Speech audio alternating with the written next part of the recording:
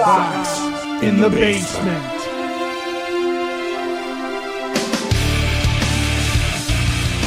There may be video of this show on YouTube. There may not be. There may be video on Facebook. There may not be. Today is a really busy day for me, and I am trying to catch up after going to Father's Weekend, Dad's Weekend at the University of Illinois in Champaign, where I'm an alum. So I know my way around that town. A legend. Say that again. What am I? A myth. What am I? A myth and a legend is what you are. Yeah. I mean, look, you're signing autographs for Kirk Kittner, the starting quarterback, instead of the other way around at the table that you have, and he's just looking for a place to sit down. You're doing well in your college career. Okay. Exactly. Yeah. Exactly. I remember my uncle came into town for a dad's weekend back when I was there in the late 90s. And I was the number one morning guy in town. And, you know, I was having a good time on that campus. And I remember there was a line down the street and around the corner at Joe's Brewery in Champaign. My father's walking with him, and he's like, "Don't worry about it. Chris says that we have a table there." And there's all these dads out there trying to pay to get into the place. And supposedly they walk to the front of the line, and the bouncer opens up the door and tells them go to the back of the line. And my dad goes, "Oh, my son is Chris Lanuti." And the guy goes, "Mr. Lanuti, come on in." And they've got a table and a private waitress on the busiest night with all these dads trying to throw money around. And I didn't even show up for another half hour because I was out doing my thing. And I met him there. And when I walked in, everybody was like saying hi and hugging and everything else like that. You've seen me in my heyday. I'm just an old man now. It wasn't cool. But you've seen me in my heyday when I was down there. And my uncle looks at my dad. I used to get to watch through the windows at Joe's Brewery while you were doing all that. You wouldn't get that. I wouldn't put you on the list all the time. You were just a producer. No. That's it. And then you became a program director, and I was like, we got to let him in. He's technically my boss. I don't listen to him. But then I couldn't hang out with you because I needed plausible deniability. So that's true. You never got to experience all the fun. And my uncle looks at my father and goes, "What does he do? What does he do down here? It's like watching Goodfellas." He's like, "This is like is he in the mob?" Anyway. Enough nostalgia. I went back down there. My daughter is down there. She's a sophomore. I didn't go down last year because I was like, what are we going to do? We're going to go to a game. I'm going to pay too much for the hotel. I'm going to go to a football game. And then there's nowhere to go because she's not old enough to get into anything because she has to be 19. So now she's 19, about to turn 20. And I was like, okay, I'll go down there. And just a quick observation before we get in, because I want to do a guide on the off season. Yeah. You know, now all the clocks have begun. So there's some dates coming up here very quickly this week. There's going to be some decisions that are made. I want to go through all of it on this show. But before I get to it, I will say this, and this is just a piece of advice to any dad out there that either has a kid in college and they may go to a dad's weekend, or potentially down the line, you've got a kid and one day you're going to go to dad's weekend. You have to remember something. You're no longer in college. This is not me trying to pick on any of the guys I was around. I have one friend who had a bunch of other friends that had an Airbnb and they had an extra room. And rather than get a hotel, I was like, I'm going to stay with you guys. And I just met them this weekend. And if they listen to the show, I don't want them to think I'm talking about them because this is something I observed the entire weekend with dads at the football game, to the tailgates, to afterwards walking down Green Street in the bars. You're not in college anymore. I just want you to remember that if you ever go down there, especially if you have a daughter. Because it seemed like the dads of daughters were obliterated far more than the dads of sons. Like, that's your little girl. Like, what are you doing? You know, I actually saw a girl as I was riding along. She's probably like, 19, 20, 21 years old. Her dad's down for Father's Weekend. And the dad was laying at like First and Daniel on the curb. And she's trying to pick him up off the ground. You're 45. 50. Get control of yourself, for crying out loud. God. It's not like I saw one person like that. It's like what all the Father's Weekend was a bunch of dudes. Who knows? Maybe things aren't good at home. I don't know. And you got away from your wife and you're down there with your college kid, like friend, your college kid, your daughter, your son, but you're down there. Maybe your buddies are down there too. And you're like, I'm going to get blasted by 3 p.m. in front of my kid. No. Like, I'm all for a good time. My kids watch me have a beer at dinner since they were little kids, right? But they saw that I didn't take my shirt off halfway through the meal and fall out of my chair. There was a difference. No.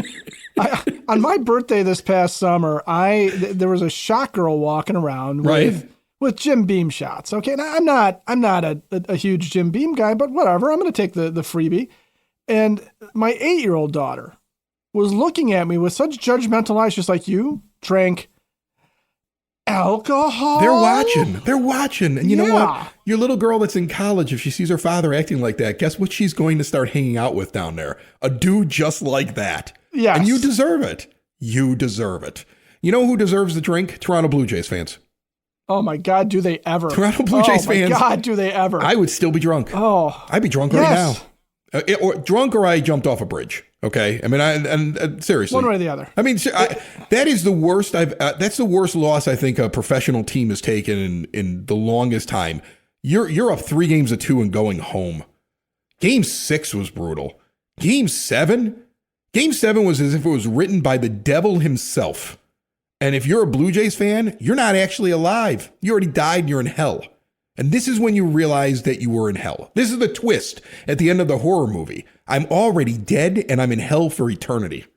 Because that was just insane. When you have the two guys in the outfield collide with each other, going into the wall, and Andy Paez still comes up with the ball.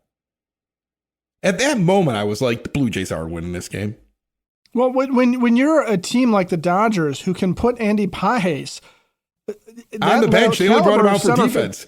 Yeah, that caliber of center fielder, a guy who was their starting center fielder for much of the year, because you don't trust Tommy Edman and Kiki Hernandez out in the outfield. And let's face it, Hernandez was not catching that ball. He looked like he was about to pee a little bit. It was over. It was over. It was over. If Andy Paez does not come in and run into him and take that ball, the game is over. The Blue Jays are the champions. It's another walk-off in the 9th inning, like Joe Carter. It wasn't a home run, but it was quite a moment, and that's what all you're talking about right now. And Isaiah Kinner-Falafel, I know I butcher his name, but that's I don't care, because you know what? He doesn't deserve the respect after the terrible leadoff he takes on third base there. I know that's circulating. I know, that's so bad. And I was in Cam's, the dirtiest college bar in all the land. I mean, they rebuilt it down in Champaign, and you still stick to the floor. They're charging a $20 cover, but you still stick to the floor, and there's vomit inside the bathrooms. Like you know they took a snow shovel and brought over the scuds, one shovel load at a time when they rebuilt. I walked in, I was like, I thought this place was new. It still smells like it did in the 90s in the old place. It's gross. Yeah. Okay? Yeah. But now it's a $20 cover and it looks shinier. You still stick to the floor when you walk through. But anyway, I was patina. They call it patina. I was in Camps in Champaign on Saturday night watching it with all these dads, watching the drunk ones fall over in the corner. All right, because they're reliving their youth. And I didn't have the sound up. And I don't know if on the TV broadcast they brought up that lead, but you got the bases loaded. Yeah. No, they didn't really bring up the lead. The third baseman is nowhere near third base. The Dodgers are not holding him on at all. As soon as that pitcher goes into the windup, you should be halfway down the third base line. You can't go too far in case there's a snap throw. But again, the third baseman is nowhere near third base. And it's Max Muncy. It's Max Muncy. He doesn't move. He doesn't move at all. He is not very athletic. He is not getting back over there. No, you should be able to beat him out. And remember, they took out Bo Bichette for Kinner-Falafel. Because Bo Bichette can't run. Guess what? Maybe Bo Bichette would have scored. He might have. Because he would have at least been smart enough to move down the line. Exactly. Your pinch runner didn't run properly. Like, you don't want to put an entire World Series on a guy, but just take an actual lead instead of standing at third base like you're in a Little League game where leadoffs aren't allowed at that level. What are you doing? Because Rojas gets the ball at second base. I think that's where that infield hit went, or the ground ball goes there. Rojas is playing second. And he's in. So turning two was going to be impossible, right? There was no way he was going to do it. Then he stumbles backwards and has to put nothing on the ball going home. And this guy's out by a half a step. Because he started. It was close enough. I don't know about you, but it was close enough that when I saw it live, I actually went, "Oh, I don't know." And here's the thing. I don't know if he got him, but then the replay shows, yeah, he was out. And it's because he had to run a full 90 feet from the moment the ball comes off the bat to the moment the ball comes back to home plate on the throw. And what he should have been running is 60 feet. Maybe he should have been running 75 feet. Give yourself a 15-foot lead on that one. With momentum going forward. Yes. He's running 75 feet, but he's already mid-stride when Varsho hits that ball. And they had their next opportunities. They had opportunities. They had chances there. And you feel bad, I guess, for Jeff Hoffman, who gives up the tying home run to the worst hitter. He was thinking too much. He was thinking too much about Ohtani coming up next. Ohtani popped it up on the first pitch. I was standing next to my daughter in that stinky bar, and I hate campus bars. I really do. I'm just too old for them. We never really went to the campus bars back in the day. Yeah, so. I'm an elitist. I don't like going to stinky campus bars. Yeah. And I look right at her, and in the haze that was like a bunch of like old men out with their kids on dad's weekend. Like it smelled like a fart because none of them cared at that point. They'd been drinking all day long. So it was gross. And I looked right at her in the haze of what I was standing in, and I said, well, Ohtani's coming up third. So it isn't over till Babe Ruth bats.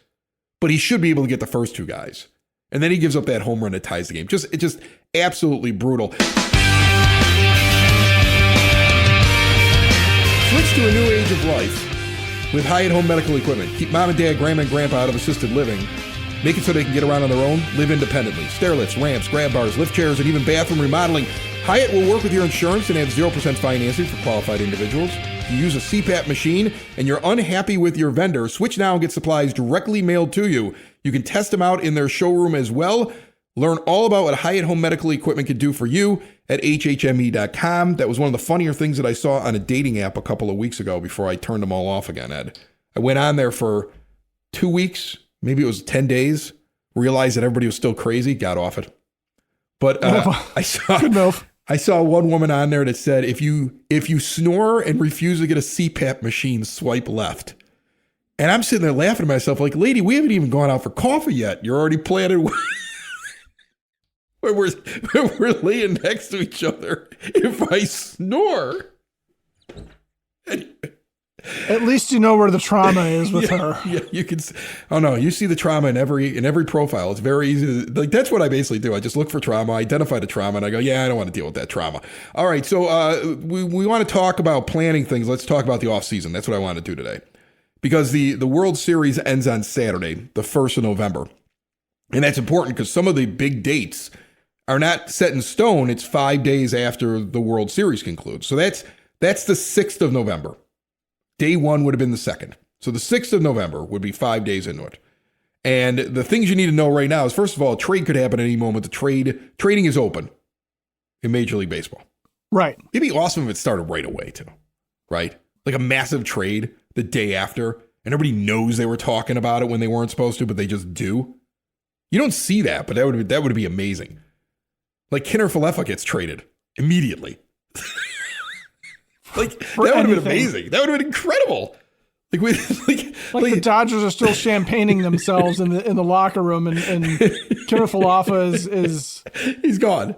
He's out. Gone. Yeah, he's been shipped off to the Pirates. A knee-jerk reaction. Like they don't even give a buffer in Major League Baseball. You can have something bad happen to you in the World Series, and you'd be like, "That's it, done." Like Bill Buckner, that's it. Get rid of him. Just kind of they could have traded him the next day. They could turn around the next day and be like, yeah, he let the ball go through his legs. We're trading him. Yeah. Jeff Hoffman could be a Miami Marlin right now. Right. Okay, so here's the deal. The options all have to be figured out by Thursday. So what that means for the White Sox is they're going to make a decision on Martin Perez. They're going to make a decision on Luis Robert Jr. Possibly before we record on Thursday for Friday's show, but at some point on Thursday, that's going to become official. Right. What they're doing. Right. I mean, I expect them to pick up Robert Jr. Perez is the thing that I'm not sure what they're going to do.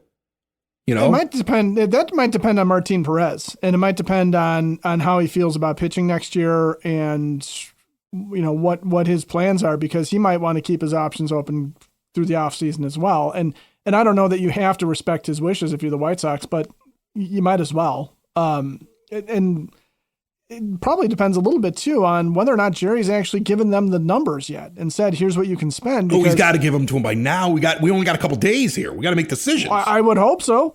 And because Chris Getz probably has to sit there and weigh out, okay, here's how much I have. And I assume he doesn't have a whole lot, but here's how much I have. And if I give Martin Perez this money and he's still not right and he still can't stay healthy, what am I going to do? Because whoever he pays, the White Sox are going to have to count on next year. I mean, that I think is the one key for any free agent that they pick up. Then I wouldn't give it to him. And I'm more convinced that I wouldn't give it to him when I saw Jim Bowden's list in the Athletic of the top 50 free agents. I'd rather have Adrian Hauser back. And he had Adrian Hauser probably getting 1 year and $4 million. Like, they're going to be able to find a pitcher.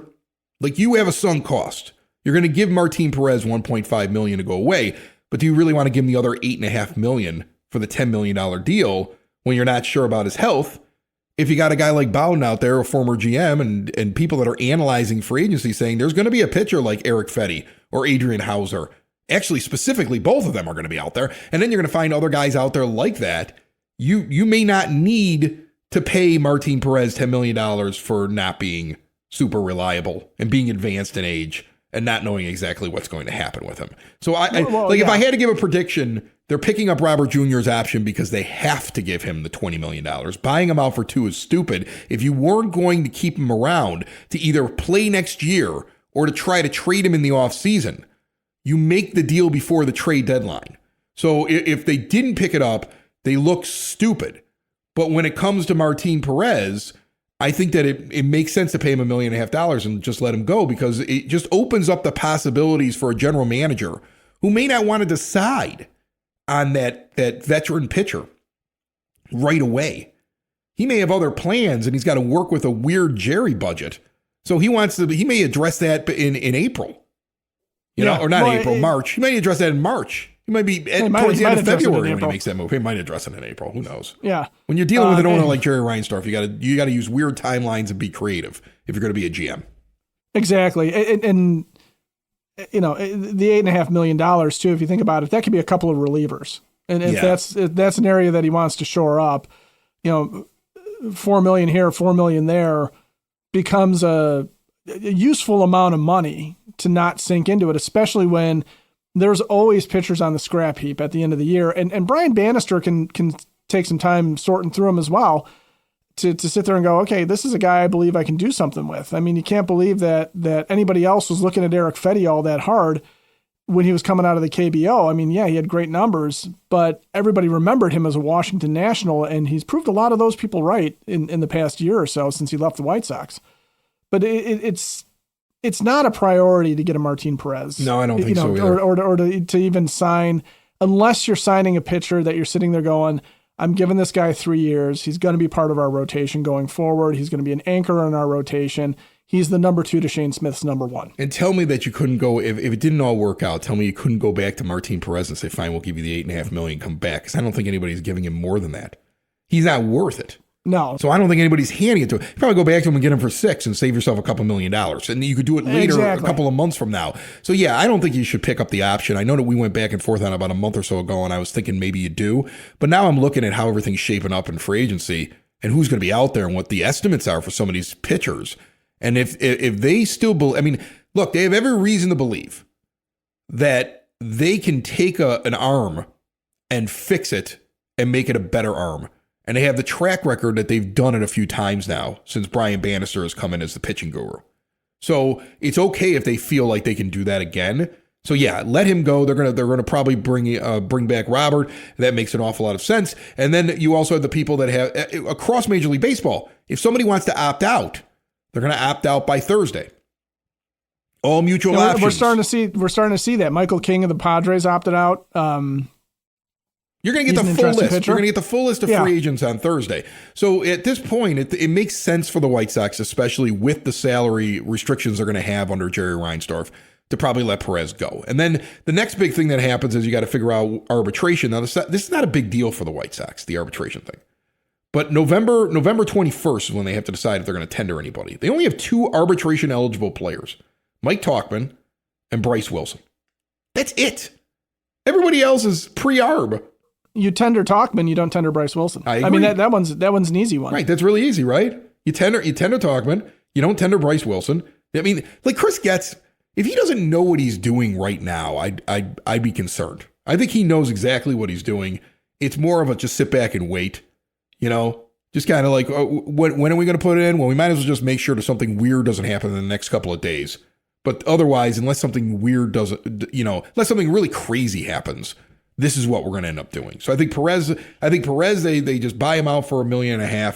Wilson doesn't get tendered. Talkman gets tendered. November the 21st is that date. And then early on in December, I want to bring up the date, but that's going to be the Rule 5 thing. So now you're going to have to make sure you get your 40-man roster correct, because there are going to be guys out there, and we're going to talk I guarantee we'll talk with James Fox about this as we approach it. But on December the 10th is the Rule 5 draft. And don't ever say that doesn't matter anymore after you found a starting pitcher in it last year. Well, and Chris Getz, really two guys, Mike Vassell. Don't forget Batman. Yeah, you got multiple guys because of Rule 5. Yeah. So that's going to be an interesting date for White Sox fans. Probably nowhere else around the league is it all that of much interest, but with Chris Getz, it seems to be an opportunity for him. And you also have to protect players. That's the other thing. So the thing here's the thing: if you're going to bring in a Rule 5 guy, you got to have room on the 40-man roster to be able to do it. And if you want to protect players, you got to fill up the 40-man roster to do it. Technically, right now, because of the options and because of the arbitration and because of the decisions that have to be made according to Fangraphs, the White Sox officially have 34 on the 40-man right now. Officially on the 40-man. That number is going to change on Thursday a little bit, and then they're going to be moving forward, and they're going to have a little bit of space. So they're going to have to protect some players probably. There's they're going to have some people that are going to be eligible to end up in that draft, and they're going to have to decide, is there anybody that we're really nervous could be plucked from us? And then it'll be interesting to see if they leave a spot open. I really liked that last year they left a spot open. Remember, that was something we talked about. I'm like, leave a spot open. Make a pick in the Rule 5 draft. Right. And they did. And I think they should do that again. I think this is still a team that can increase their win total, be competitive, and still should at least have one chip that they can use. Have that one extra spot there on the 40-man roster, so when the Rule 5 draft occurs and you get the complete list of who's protected and who's unprotected, your scouts should be able to sit there and say, that guy. Put him on there. Let's go. And Tanner McDougal is the big guy that the White Sox have to protect that's Rule 5 eligible. Well, you got room to protect him, though. Yeah, you got room to protect McDougal, and you're not as worried about Wilfredo Veras and Trey Magoo and and Anthony Hoopy, the Hawaiian guy they got a couple years ago. Here's the thing: the one thing that I notice this time around, and I keep comparing it to Hahn and Williams's last build. Remember, there were multiple rebuilds, but their last build, when they got to this point where you started to see some excitement, you started to see some of the young guys coming up, right? Yeah. And you were wondering what they were going to do in that next offseason. Are we going to add a little bit? We're getting closer here. We're starting to see players come up that we've been excited about. We're starting to see them move up the different levels. Is it all going to work out? Are they going to spend money? All that stuff like that. Same kind of questions that get asked. But this time around, it feels as though there's not this crazy logjam. There's not a lot of hard decisions that need to be made. The front office in there right now has made their decisions easier because it's almost like they're using a little forethought. They're kind of looking further down the road. We don't have a logjam of guys we got to figure out who we're protecting and who we're not protecting. We just know. We don't have a logjam of guys we got to figure out, are we offering arbitration or we're not. We don't have a logjam of guys that we got to figure out, are we doing options, or are they picking up their multiple year, or are they picking up their option? And it's really cut and dry. And a low payroll you should be able to find money. Even if Reinsdorf gives you the same amount to spend this year, you should be able to do something positive for the team. And he really needs to increase it because, Ed, everybody else in Chicago is winning. Yes, they are. The whole town is winning. I saw Connor Bedard score on a 1-on-5, meaning he went through 5 guys. Oh, my God. And the Hawks aren't even. Yeah, the Blackhawks they're a fun team to watch. Right. Okay, they're a fun young team, but they're not winning, but they have a winning record. They're fun, and the Bulls are winning. which is the crazy Bulls are to 5-1. It's weird. It's not gonna last, but it's No, weird, right? but it's amazing. If Caleb Williams gets the ball with 45 seconds or more left on the clock and a chance to come down the field, you have a chance to win the game. And lately, you're winning the game, right? Yes. Like, I mean, that Bears game this past weekend was insane. And they have a terrible defense. They have a lot of problems. There's a lot of problems when you're giving that up to Joe Flacco's broken shoulder. Yeah, if they don't get like 6 turnovers a game, they're in trouble. But they're winning. They have a winning record and a really good head coach. Like, you believe there's something in every team in Chicago right now, including the Cubs. At the very least, you could believe in something worth watching.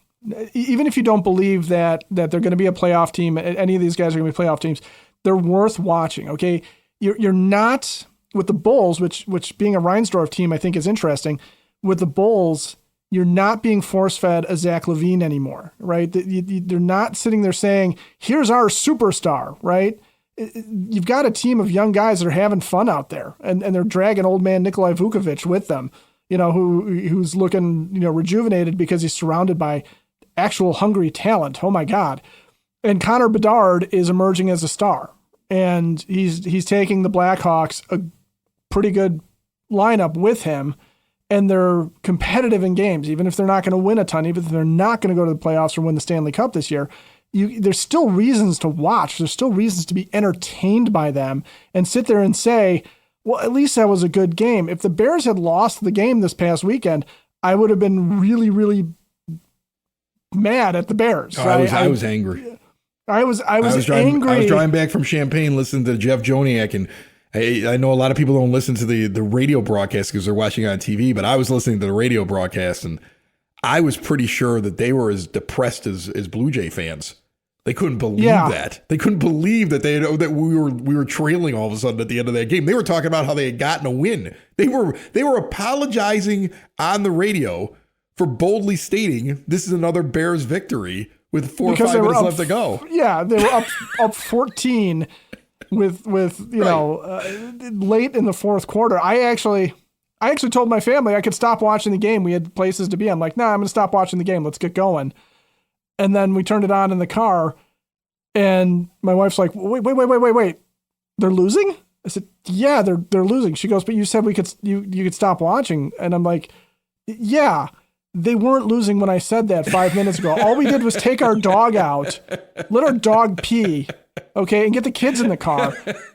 And they went from like, we're winning this to losing. By the end of it, I love the fact that Joniak's like, I'm pretty sure I just had a grabber. Yeah, oh yeah, he said that. I heard it. We were both listening to it. We're probably some of the only people that were listening because most people are watching it on TV. Somebody passed me on 57 as I was driving back from Champaign and got to see me like just start screaming at the radio as he was counting down oh my God. the yardage markers as the final score was happening for the Bears. And I couldn't believe that we scored. And then I did a lot of yelling and shouting. And the person next to me, if they weren't listening, was like, well, that guy, he's insane because he's yelling at himself in the car right now and pounding his fist on the roof of the car as he's driving along. But think about that excitement level. Like the Bears are bringing that excitement level. The Blackhawks are bringing that excitement level. Even the Bulls are bringing that excitement level. The Cubs are a team that their fan base, they're asking the question, what are we doing to not only get into the postseason, but to compete so that we can be at the World Series? Or actually, they won't get there. They'll get their hearts broken by the Dodgers in the NLCS because that's the evil empire, and that's a $500 million payroll disguised as a $350 million payroll because they're using all those deferred contracts. So that's a joke. Former Cub Kyle Tucker is playing right field next year instead of Teoscar Hernandez, and being paid $20 a year to do it because he'll get all of his money when he's 62. Yeah, Cubs fans will be slightly heartbroken, but. That said, there's the Cubs are. You're right. The Cubs are looking at this as how can we be put over the top? Right. How can we get to that NLCS? How can we maybe have a prayer of getting past the Dodgers? The White Sox, we're sitting here going, I wonder what interesting players are going to get from the Rule 5 draft. And how that guy's going to be, one of the next guys that we look to build around. And so I think the pressure's on the White Sox to at least make this team watchable next year. At least make it fun to watch. They have to. And give us something as fans to sit there and say, I got something. I got a reason to tune in. All right. I got a reason to tune in and keep the volume low, but I got a reason to tune in. There's a reason to be interested in the entire thing. I think, look, they can do a lot very early on here just with some little moves that are going to signal to us what they're doing, and we're going to be paying very close attention to it. But I really do think I've at least been positive for the most part of what I'm hearing when we get a guy like Scott Merkin in here, when we talk with people that are around the team, when we look at what they have available to them. It really comes down to whether or not the old man's going to give him just a little bit of wiggle room, spend a little bit of money, and not be the only team in Chicago that's not relevant. Sox in the basement. Sox in the basement. Sox in the basement. Sox in the Basement. Heard everywhere podcasts can be found, and always on soxinthebasement.com.